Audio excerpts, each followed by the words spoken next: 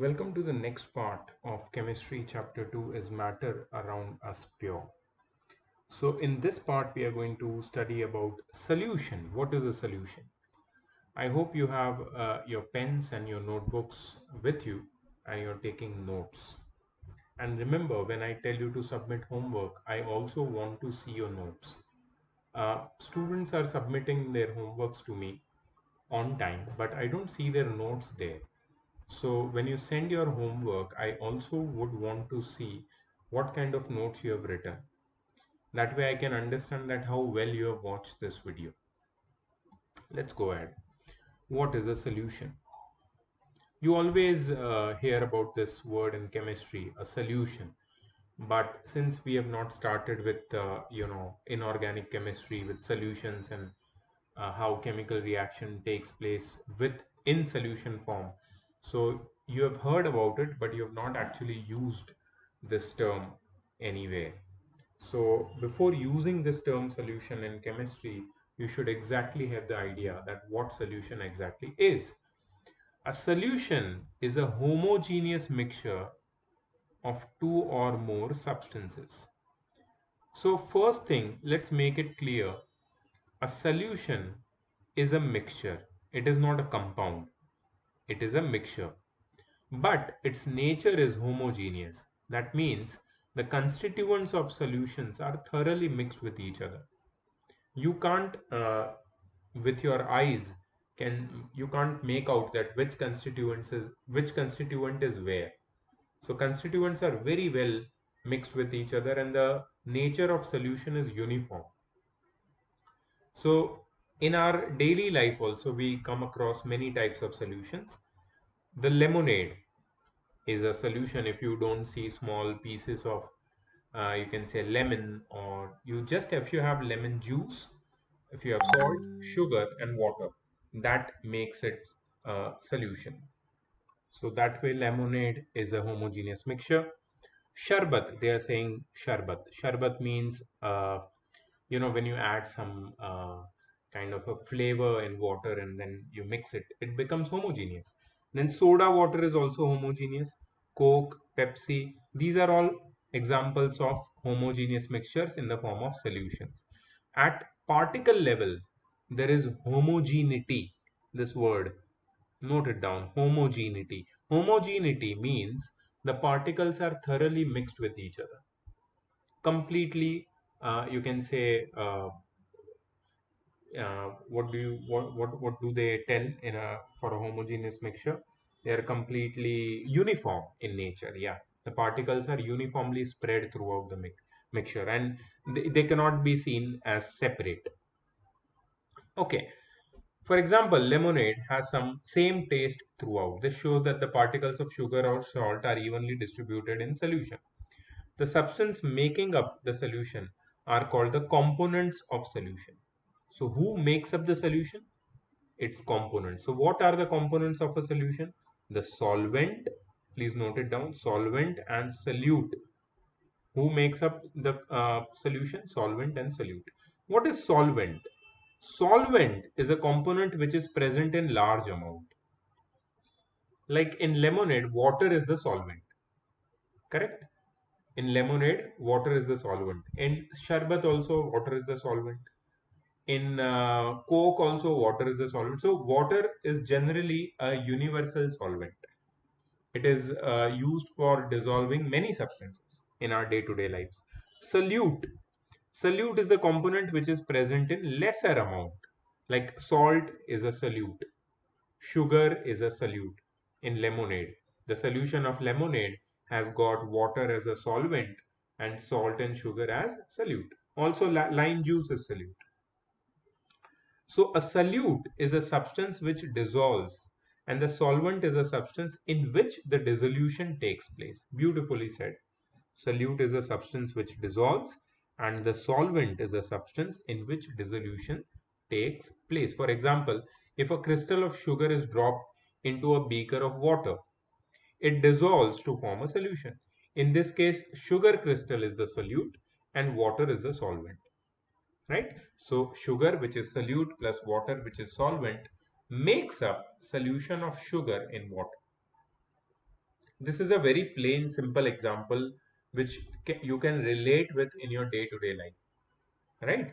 In chemistry, when you go ahead, you will find some complicated solutions like aqueous solution of copper sulfate. So what you do is you take some copper sulfate crystals which are blue in color, and you put them in water and dissolve it, stir it and dissolve it. The water will become blue colored. Now you can't say that where is copper sulfate and where is water. They are thoroughly mixed. Now it has become an aqueous solution. And remember, aqueous solution, you also have, you might have heard about this word aqueous. Aqueous. Aqueous solution means solution in water. Such a solution which has solvent as water is aqueous solution. The word aqueous comes from the word aqua. Aqua means water. So these solutions are called true solutions because, okay, these solutions means the solution of sugar in water, the solution of salt in water. These are called true solutions. One more term for you, true solutions, because the particles of solution have very small size, less than 10 raised to minus 9 meter or 1 nanometer or 10 raised to minus centimeter. The size of particles in true solution is less than 1 nanometer or 10 raised to minus 9 meter or 10 raised to minus 7 centimeter. You must remember the size of particles. So we come across various types of solution in our daily life. It may be noted that most of the common solutions contain solid solute and liquid solvent. Mostly solid solutes are solids and solvents are liquids. For example, sugar dissolved in water to prepare sharbat, right? So sugar is the solute and water is the solvent. However, the solutes may be even liquids or gases. All these are called liquid solutions. Mixture of miscible liquids. What do you mean by this word miscible? Miscible means those who mix with each other. Those who mix well with each other are known as miscible substances. And some liquids, they are miscible liquids like alcohol and water. If you mix alcohol and water, you can't say where is alcohol and where is water. They just mix very well with each other. And these are liquid solutions. Alcohol in water is a liquid solution because two liquids are mixed with each other, and these two liquids are miscible in nature. Such liquids who mix with each other very well. Okay.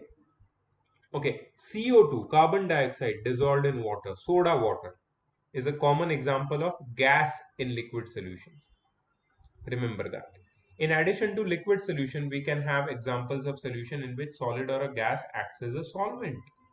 There are different types of example given, so you need to note down many different things now. Be ready. A solution of sugar and water is a solid in liquid solution. In this solution, sugar is a solute and water is a solvent. Okay, a solution of sugar and water is a solid in liquid solution. Solid in liquid, remember. Okay, sugar is solute, water is solvent. A solution of iodine, which is a solid, and ethyl alcohol, which is a liquid, known as tincture of iodine. Have you heard about tincture of iodine? You have heard about it, and might be, when you fell down while playing, your mother might have applied this tincture of iodine on your wound so that there is no infection on that area in which that wound has happened. Mostly on our knees, on our elbows, when we fall down, when we get hurt, it gets there is an abrasion. The skin gets abrased, that is, the skin gets removed from its place. So there is a mild bleeding, and uh, you can see that inner layers of the skin which are pinkish, and it pains a lot. It burns a lot actually. It doesn't pain, but it burns a lot. But this exposed wound can actually lead to some minor infections on the layer of skin, which can be later on dangerous, right? So they can spread and they can create some mess. So for that, not for that, to stop that from happening, what we do is we generally, doctor advises to apply disinfectant on that area, on that area on which the wound has happened. So disinfectant is generally, you see, Dettol, Savlon, these are disinfectants. So what does a disinfectant has in it? Generally, disinfectants which are meant for physical wounds, they have alcohol in it, right? Denatured ethyl alcohol. You'll learn about alcohol. It's a carbon compound, organic compound in class 10th. In class 10th chemistry, in a chapter called organic chemistry or carbon and its compounds. Anyways, so we put this disinfectant, that is Savlon or Dettol, at home. But sometimes there is a more powerful disinfectant which many of your parents, mothers or fathers have must have used on you. It is known as tincture of iodine. So tincture means, tincture sounds like puncture. It's not puncture, it's tincture. Okay, tincture of anything is solution of that substance in alcohol. Whenever any solid is dissolved in alcohol, it is known as tincture of that substance. So tincture of iodine means iodine dissolved in alcohol, ethyl alcohol mostly. So when iodine is dissolved in ethyl alcohol, the color of the whole solution becomes dark orange, brownish orange. Okay, and it has this very funny smell, just like how petrol smells, or yeah, sweet smell basically. So this tincture of iodine, which has this dark orangish, yellowish, brownish color, it is taken in cotton buds or cotton, small cotton, and it is dipped in cotton, basically the solution, and it is put on your wound. And that feeling you can never forget because it burns like hell. It burns like anything, but it is very good for your wound because it instantly starts the healing process, and it kills all the germs or bacteria which have been, which your wound has come into contact with. So basically, first what you do is you wash the wound. If you go to doctor, they do the dressing.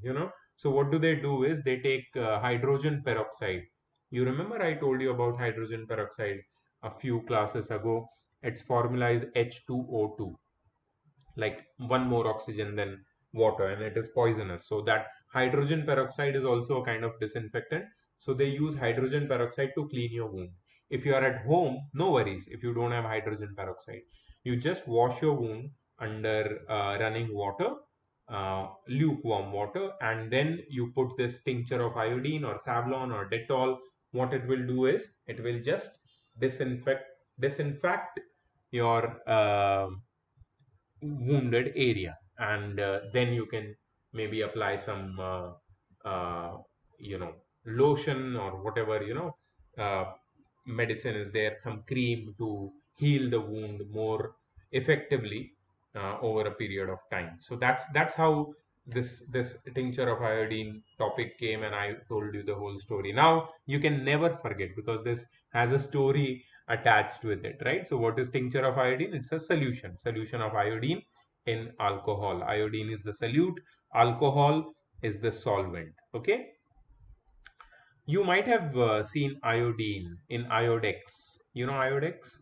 So it's a dark color solid which is applied on the areas, the joints or the muscles which are aching in your body, mostly back or neck or wherever it is hurting. You can apply iodex and it feels good. Legs, anyway. Yeah, so that's iodine. That's made up of iodine, iodex. Vinegar, which is used as a preservative and is also added in Chinese foods, noodles and Manchurian and this and that. Vinegar, when you go to this Chinese restaurants, you find this funny three uh, small, you can say, small uh, containers containing some sauces, some different sauces, which I generally, when I see them, I feel like saying that this is going to ruin my stomach. This is completely going to, create havoc inside my stomach the next morning. So I don't want to eat it. Okay, I hate Chinese food. So these some one of the constituent of these containers is vinegar. So that is that clear sauce. Basically, it's like just water and some chilies are floating in that water, green chilies. And I feel very sorry for those chilies. They're just there and nobody touches that. Everybody loves soya sauce. Nobody touches the vinegar. Okay, because everybody hates vinegar. Anyhow, I don't know why they don't like vinegar, but yeah, it's supposed to give some flavor to your food. Okay, moving ahead. Okay, so this vinegar, which is used as a preservative and also added in Chinese food, is an example of liquid in liquid solution. So it is acetic, generally it is acetic acid dissolved in water. I will just give you, just for your general knowledge, I'll give you the chemical formula of acetic acid. Remember, CH3COOH. That is acetic acid's chemical formula. Dissolved in water. Okay, so the mixture of acetic acid and water is a solution, liquid in liquid solution, which is vinegar, which is known as vinegar. You might be using in your kitchen as well. Many pickles are pickled in, not Indian pickles, but yeah, many vegetables are pickled in vinegar. Aerated drinks like soda, water, coke are gas in liquid solution. These contain carbon dioxide as a solute dissolved in water. So these are liquid solutions. Solid in liquid, gas in liquid. Uh, these are all liquid solutions. Now, air. What is air? Air is also a solution. Air is also a solution. You will be surprised to know air is also a solution. You know why? It's a gas in gas solution. You know why? Because when you look at air, can you find where is oxygen, where is carbon dioxide, where is hydrogen, where is water vapor? You can't see anything. You can't differentiate between the different gases present in air. Looking at air generally, yeah, if there is a lot of pollution and smoke, you can figure out. But generally, if the air is clear, you can't say where are the different gases. They are thoroughly mixed with each other, and that's why it's a uh, gas in gas solution. So which is the solvent? Solvent is one which is present in higher quantity. So in the case of air, it is nitrogen. Nitrogen is the solvent. And in the case of air, the solute is oxygen and all the other gases.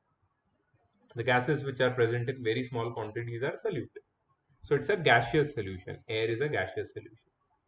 Mixture of silver and gold and copper and gold are common example of solid in solid solution. Basically alloys. They're talking about alloys. Alloys are solid in solid solution. An important alloy brass containing 70% copper and approximately 30% zinc contains zinc as a solute and copper as a solvent. Copper ज्यादा है ना इसमें, इसलिए copper solvent है और zinc solute. Simple. Next, they're talking more about alloys. You can take notes. Metal alloys. Alloys are homogeneous mixtures of two or more metals. These cannot be separated into their constituents or components by physical methods. However, these are considered to be mixtures because these shows the properties of their constituents, and we can have variable composition unlike compounds, right? So see, when it is asked that what is the exact property which can differentiate between a mixture and a compound, so never talk about the separation by physical method. Talk about the property of the constituents. If the properties of the constituents are retained, then it is a mixture. If the properties of the constituents are not retained, then it is a compound. That's a sure short difference between a compound and a mixture. For example, over here, brass retains the property of copper and zinc. So it's a mixture. Although brass cannot be separated into copper and zinc again when once it is made. It is made, it is made, finish. It is brass forever now. So it's a you can say non-reversible change. But still, it's a physical change, right? Because brass, copper and zinc, copper and zinc, right? Yeah, they both uh, retain their original properties. Stainless steel, which we use for utensils, it's a alloy or a mixture of iron, chromium, and nickel. Bronze is a mixture of copper and tin, and it is also commonly used for making utensils and statues. Right? So alloys are homogeneous mixtures, solid in solid mixtures. Remember that. Here they have talked about silver and gold, copper and gold. So basically, gold ornaments, they are not pure 100% gold. They are not 100% gold. They are mixture. Uh, okay, so let's move ahead. So the next topic is aqueous and non-aqueous solutions. As I was talking about aqueous solutions, the topic is here. The solutions can be classified as aqueous solutions and non-aqueous solutions. Aqueous solutions are the solutions obtained by dissolving various substances in water. The common examples of aqueous solutions are common salt dissolved in water, sugar dissolved in water, acetic acid dissolved in water, called vinegar, right? So these are all aqueous solutions. Any solute when dissolved in water forms an aqueous solution. Non-aqueous solution. The solutions obtained by dissolving a substance in liquids other than water are called non-aqueous solutions. The common non-aqueous solvents are alcohol, carbon disulfide, which I talked about earlier, which dissolves sulfur, and also many inorganic substances. Carbon tetrachloride, organic substances as well, I'm sorry. Acetone, benzene, these are all liquids. Okay, alcohol, carbon disulfide, carbon tetrachloride, acetone, benzene, and these all liquids have one thing in common. They are all they are all called organic solvents. Why organic solvents? Because they are made from organic substances, or basically they are carbon compounds. They are solutions containing carbon compounds, and that's why they are known as organic substances or organic solvents. They are also known as non-aqueous solutions because there is no water in them. So iodine dissolves in carbon tetrachloride as well as alcohol. We saw tincture of iodine. Sulfur dissolves in carbon disulfide. Bromine dissolves in chloroform. You might have heard about chloroform. Chloroform is also an organic solvent.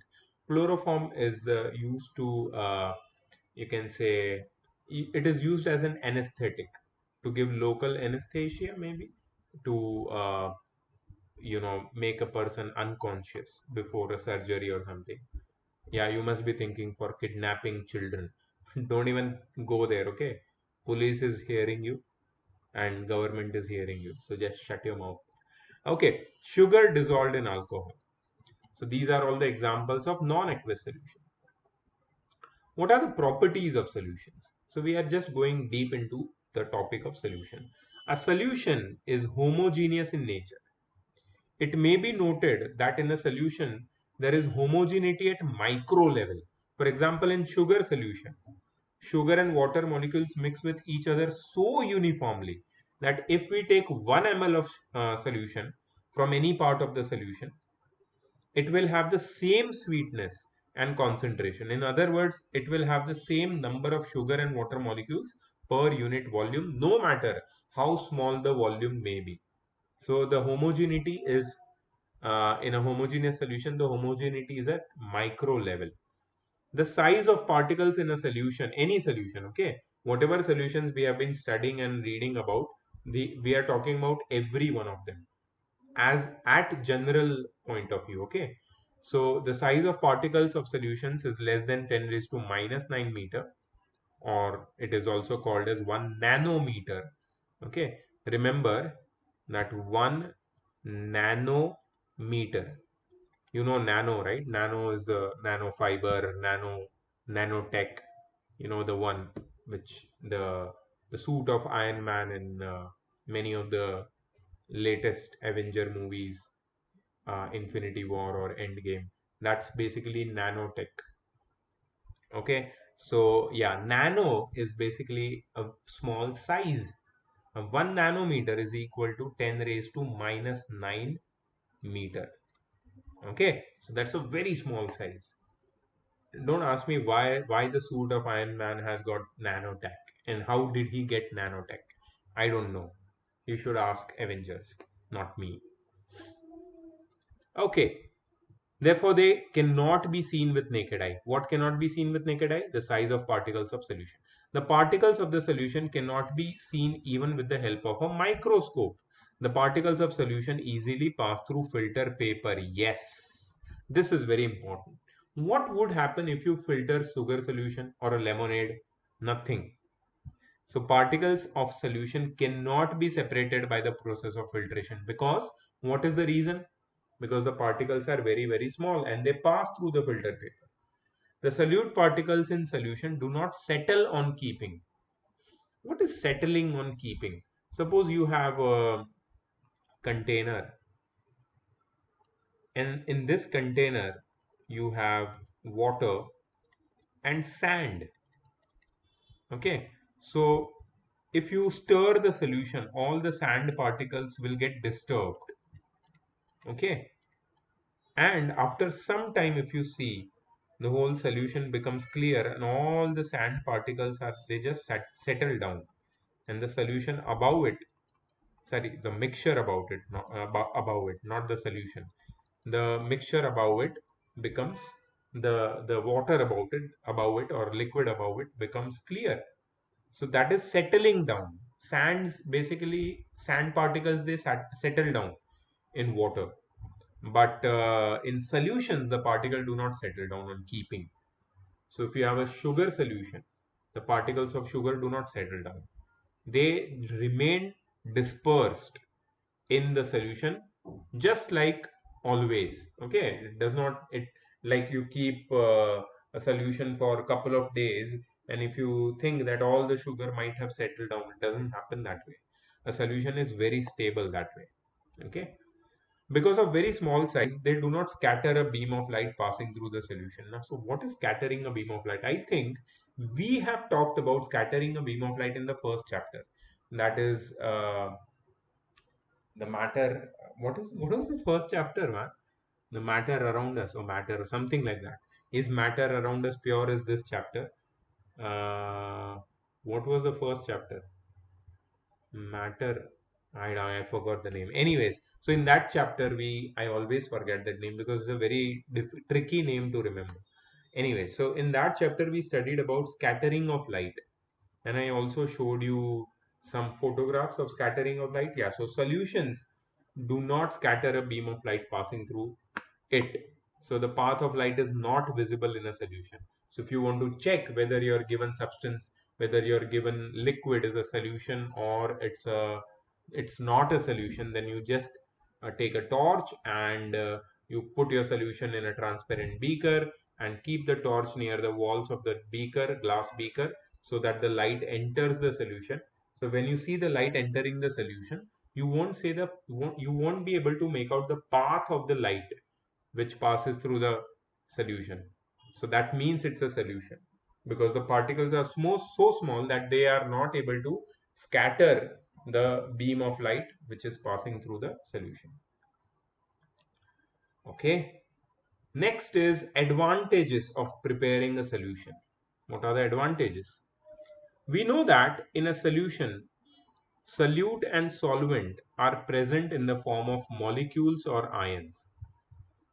When two reacting solid substances come in contact, the reaction is very slow and sometimes not even visible. However, when their solutions are mixed, the reaction takes place very fast. In chemistry, specifically, we need two substances to react with each other because we want to find out what will happen. New substances will be formed or not formed, and what will be the characteristics of the new substances. So, whenever we mix two substances, we always want them to mix with each other very nicely so that some reaction can happen. And if these two substances are not in liquid or solution form, then if they are in solid form, let's say, they won't mix with each other so well. So for the substances to mix with each other very well, they both must be in the form of solution form. Okay, and that's how they mix with each other. And you can say the reaction which can happen between them will happen very fast, and this is because of close mixing of two reacting substances at molecular level.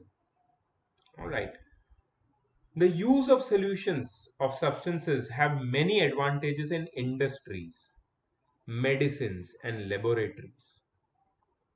So where are solutions used? Industries, medicines and laboratories. Many medicines dissolved in suitable non-aqueous solvents such as alcohol are given to patients. One such medicine which we have already discussed was tincture of iodine. Yeah, remember, tincture of iodine is not had like orally. Okay, you cannot drink it. It's not, it's poison. Okay, you cannot have it just to put it on your wound. Yeah, but cough syrups, they contain some alcohol in them. Saline glucose solution, saline, when you are having some fever or something like that, your body cannot take water, cannot hold water, and to keep your body well hydrated to fight and to keep yourself energetic, you get this saline glucose solution, which is a homogeneous mixture of various salts and glucose in water. It is given to you, it is administered to you, to a person suffering from dehydration. Generally happens during malaria or dengue or corona. Yeah, maybe, I don't know. Large varieties of solvents are used in industries to dissolve different types of substances. So solutions also find their use in industries, medicines and laboratories. Okay, next topic is concentration of a solution. Do you remember this activity which we talked about in the first, no, I think in the second video. Yeah, mostly. So you remember that we added the group A and group B, basically. They added uh, one spatula full of copper sulfate and two spatula full of copper sulfate respectively in 50 ml of water. So, in both these cases, that is group A and group B, which beaker contains more solute for the given or the same quantity of water?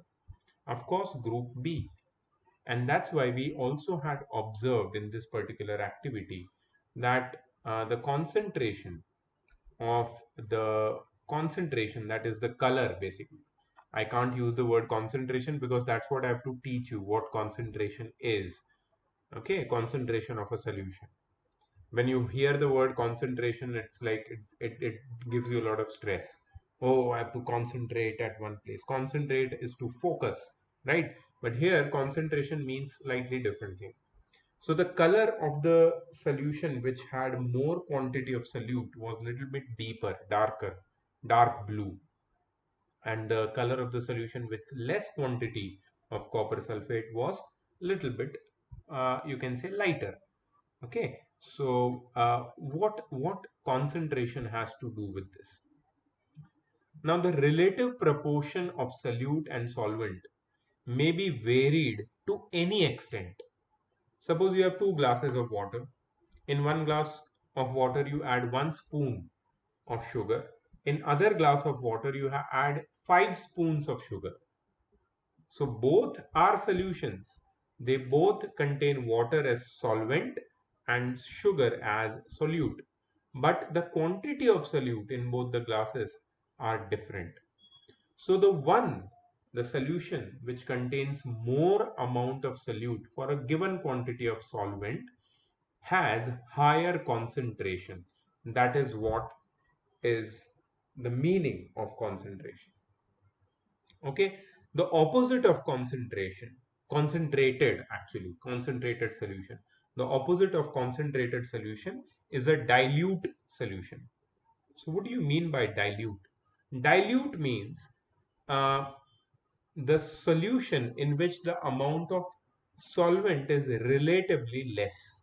So if you have, like in the example of sugar and water, the solution which has just one uh, spoon of sugar in it is known as a dilute solution, and the solution which has more quantity of 5, 6, 7, 10 spoons of sugar in it is called concentrated solution and dilute solution. In concentrated solution, the amount of solute per unit volume of solvent is more, and in dilute solution, the amount of solute per unit volume of solvent is less.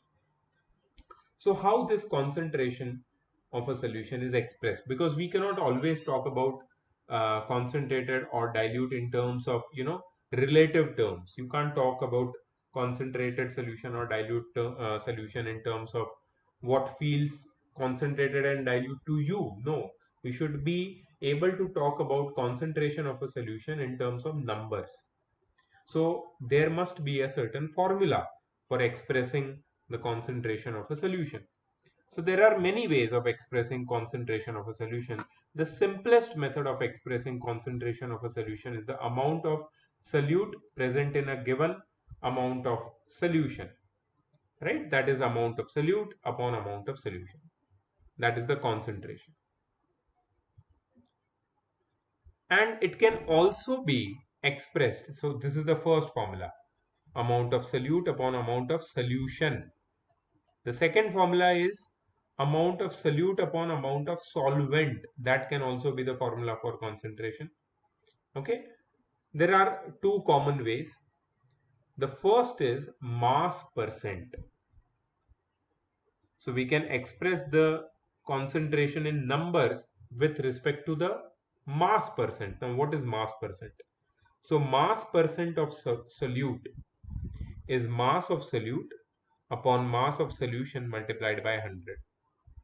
So what is mass of solution here? Can anybody think of mass of solutions formula? Mass of solution is mass of solute plus mass of solvent. Mass of solute plus mass of solvent is mass of solution. So mass of solute upon mass of solution multiplied by 100 gives you the mass percent of solute. Okay, mass percent of solute gives mass of solute per 100 unit mass or per 100 mass unit of solution. Don't get into the theory of this particular formula. Just remember, try to remember the formula as it is. Okay, mass percent of solute, which is basically giving you the concentration of solution, is mass of solute upon mass of solution multiplied by 100. Now here remember, more is the mass percent of solute, higher its concentration. Remember that. For example, okay, here there is one definition also. Let's look at it. The concentration may be defined as the mass of solute in grams present in 100 grams of the solution. This is also the, you can say, definition of concentration with respect to the mass percent of solute. For example, a 10% solution of glucose. What do you mean by, if somebody gives you and tells you this is a 10% solution of glucose? So it means that 10 gram of glucose is dissolved in 100 grams of solution in the given sample. Okay. In other words, this means that 10 grams of glucose is added to 90 grams of water, and then the solution becomes 100 grams. So that can also be true. Similarly, 25 grams of sucrose is dissolved in 200 grams of solution. Then we can say that mass percent of sucrose is sugar basically, is 25, that is mass of solvent, upon 200, that is mass of solution, multiplied by 100, that is 12.5%. That is the mass percent of sucrose. It may be noted that unless otherwise specified, percent means percent by mass and water as solvent. Okay, so we will come to know regarding the mass percent or concentrations, this particular formula, when we do some numericals. That time it will become very, very clear. Okay, just remember the formula. For now, focus on formula. When I will show you the numericals, this concept will become crystal clear. Many times you feel that you want to ask question in between, but because this is a video, you cannot ask. But you know what? There is always a right time for asking right questions. It is not that you can ask question anytime, because that can disturb the rhythm of the class, because it might be your question, it might not be somebody else's question. You should ask questions, but first you should listen. My whole idea is to kill your questions, not in a negative way, is to resolve your doubts and then kill your questions.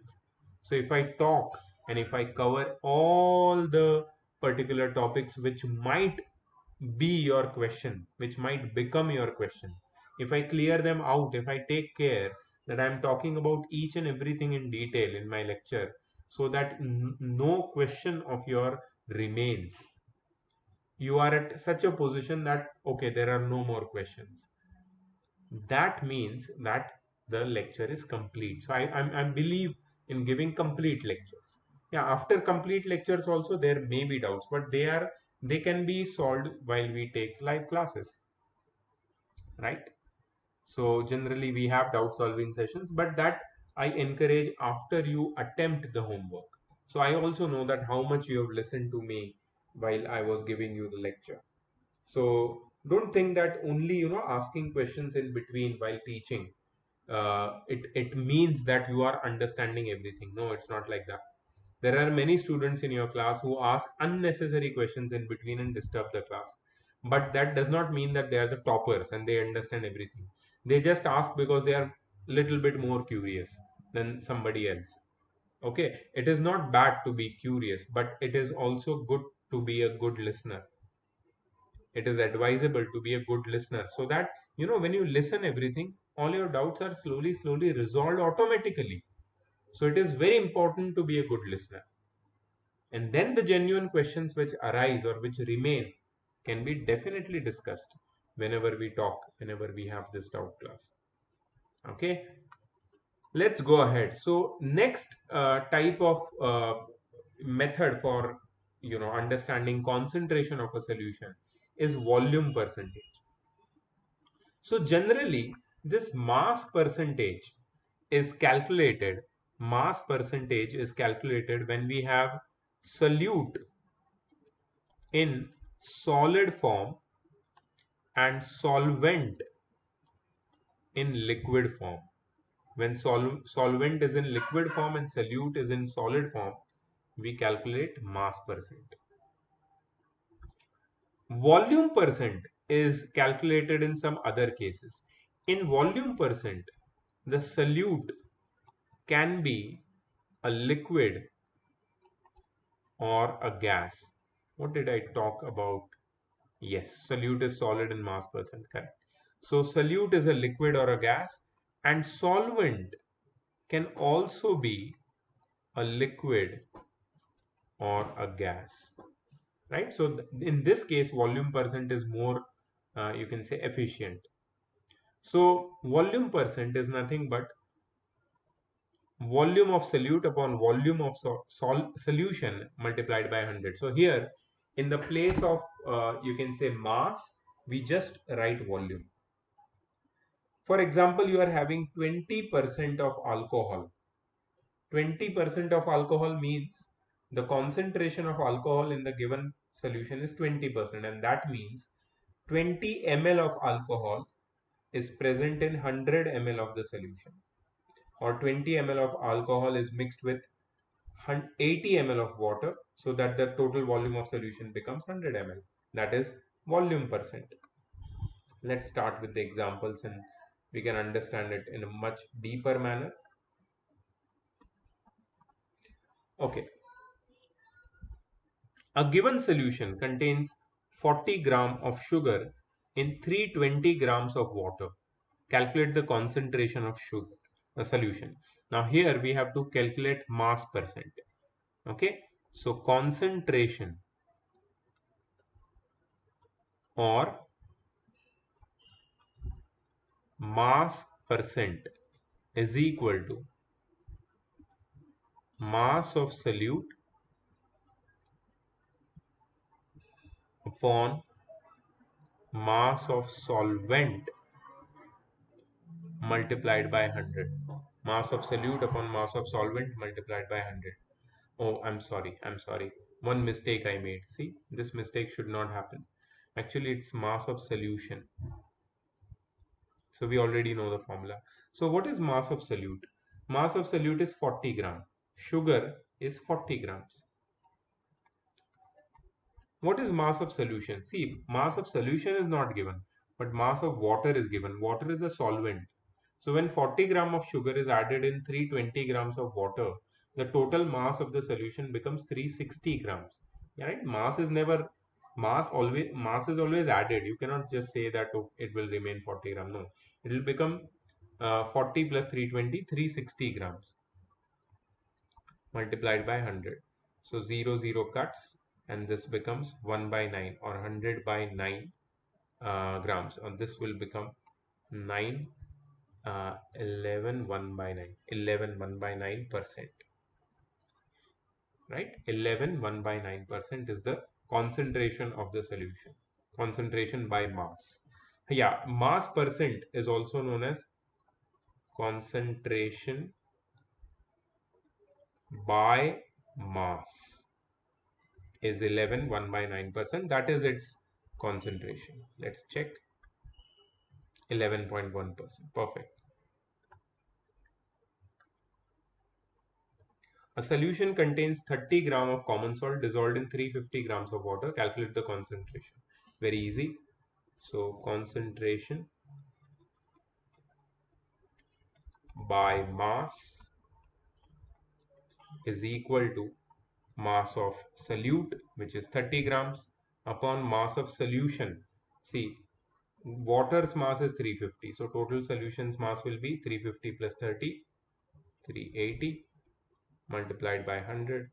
So 0 will cut, and 2 19s are 2 5s are, so we can say that this will become 150 by 19, and we can convert it into uh, fractions or decimals. Please convert it into decimals, not mixed fraction but decimals, and pause the video, do it now, the final answer, and then we'll check the answer.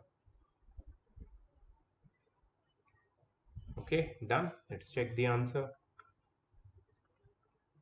Okay, so 157.89% by mass. 7.89%. If that's your answer, you're correct. Let's go to the next question. If 55 grams of salt are present in 550 grams of solution, what is the concentration of solution? Very easy. Mass of solute upon mass of solution multiplied by 100. Right? So this will cut, and this will be 10%, right? Concentration of the solution is 10%. Very easy. 10% by mass. Next question. Now you're understanding, right? There is no issue. Yeah, so we will be having some problems involving volume also, but that's not a problem. A solution contains 25 grams of sugar in 100 grams of water. Calculate the concentration of this solution. So 25 grams of sugar in 100 grams of water. So total mass of the solution is 125 grams multiplied by 100. So 25 fives are 125 and 5 20s. So this is 20% by mass.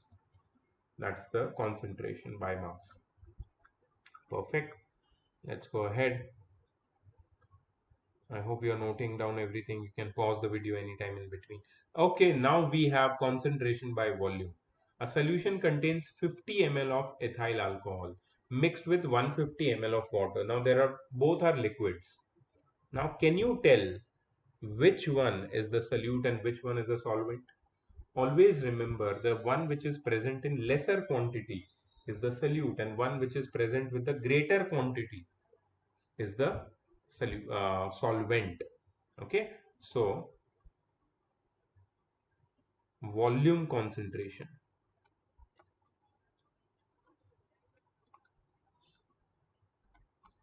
is equal to volume of solute upon volume of solution multiplied by 100. Volume of solute is 50 ml and volume of solution is 150 ml multiplied by 100. Hey, sorry. Volume of solution is 150 plus 50, that is 200. My mistake, right? Because alcohol is mixed, ethyl alcohol is mixed with 150 ml of water. So the total volume will now add up and become 150 plus 50, that is 200. So 50 fours are 200 and 4 25s are. So 25% by volume. That is volume concentration. 25% by volume. Let's check. Correct. So all are similar questions. As you can see, they are not very difficult. A solution of sugar in water is 5% by mass. Okay. So concentration by mass is equal to 5%. How much sugar is present in 250 grams of solution? Okay. Mass of solution is equal to 250 grams. And we have to find mass of sugar. How much sugar is present, right? So mass of sugar, that is mass of solute. Okay, so let the mass of solute be x grams. Now we know that concentration, that is 5%, we can write it as 5 upon 100 is equal to mass of, see we have already, if you see this this multiplication which is present over here. Okay, we will not write it now because here whatever concentration we have written, it's already in fractions.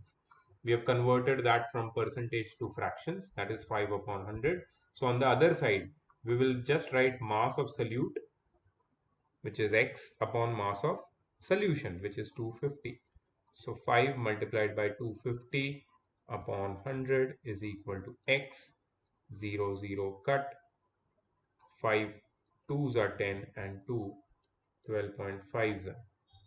So we can say that x is equal to 12.5 grams. X is equal to 12.5 grams. So uh,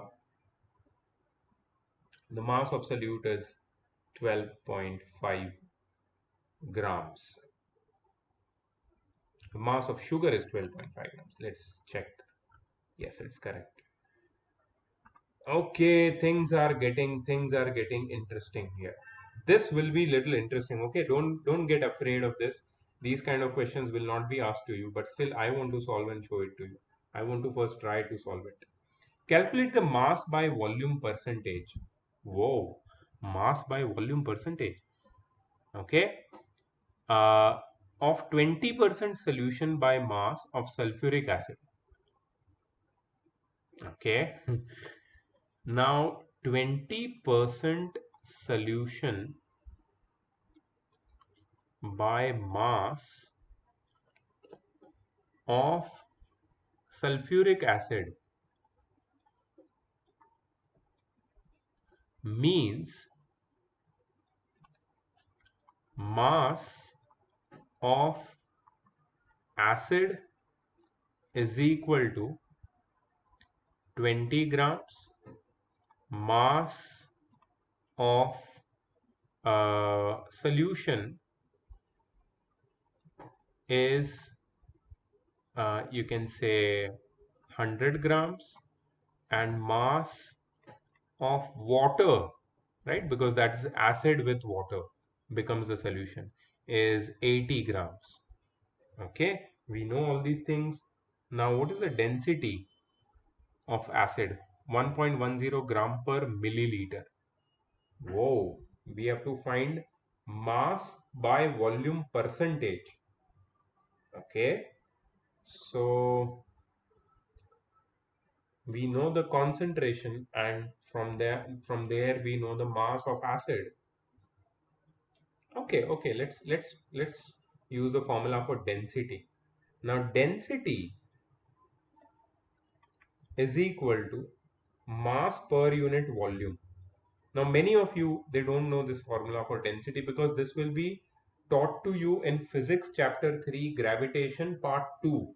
The last part of gravitation has density in it, after buoyant force or before buoyant force. Yeah, I'm not sure about that, but yeah, it's there. So from there we have to use this formula over here. I don't know whether you've studied the formula for density in class 8 or not, but yes, if you have not, then there is no issues. We can use this formula, density is equal to mass per unit volume. Now if you don't know, absolutely don't know what is the meaning of density, don't even bother understanding this question right now, because this will be clear to you when the concept of density becomes clear to you after I teach it in physics chapter 3. Before that, just chill, relax. Okay, if you don't have any clue, just watch this and let it pass. Let me also check whether what I'm thinking is correct or not. Okay, so density is 110 gram per ml. 110, 1.10, 1.10 gram per ml. Mass is 20 grams and volume is not known. So what we have to find is, we have to calculate mass by volume percentage. Oh, first for that we need to find the volume, yeah. So therefore volume is equal to 20 by 1.10, right? So this 20 is in grams, and this 1.10 is in gram per ml.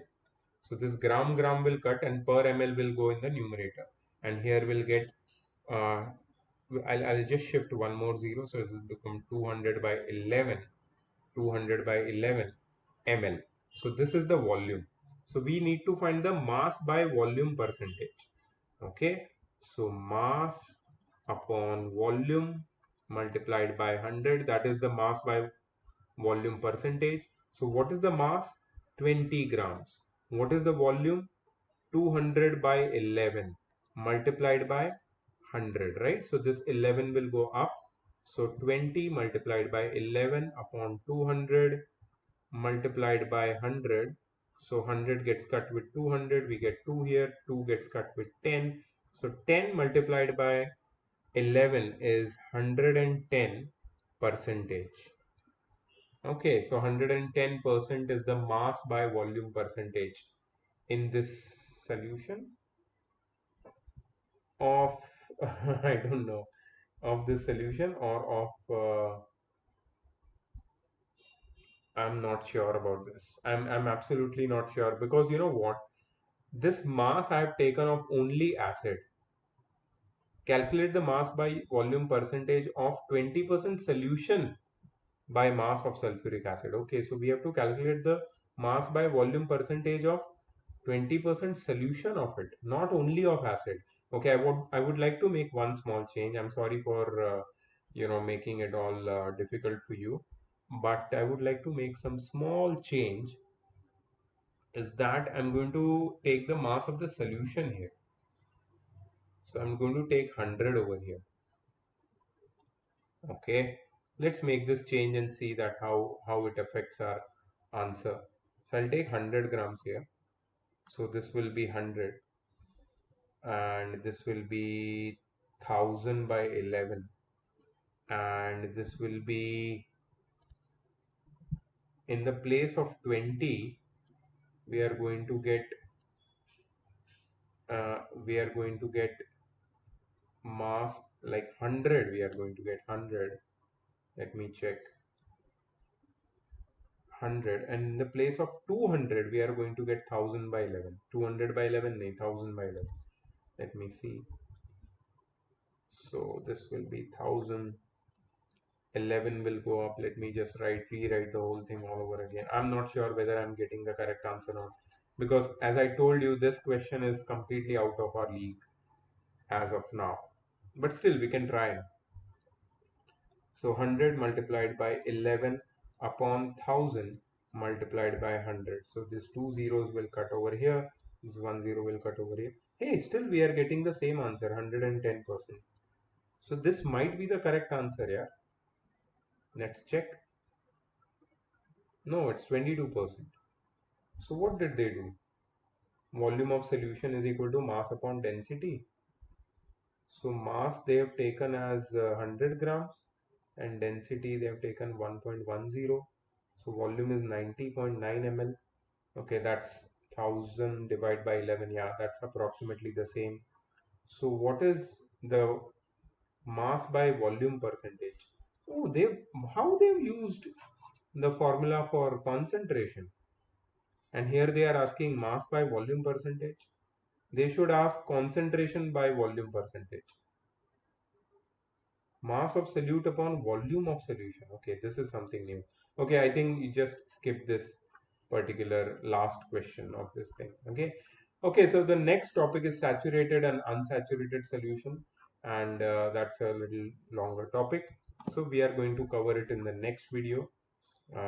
Till then, hey, I just stopped it. Okay. Till then, okay. So I'm just going to stop this video over here and watch this video, take notes, and there is no homework, just take notes. And in the next video, I'm going to finish the second part, and then there is just one part remaining. So yeah, before fourth, many students have exam on fourth. Before fourth, I'll try to finish this both the parts which are there. Okay, see you in the next video. Bye bye.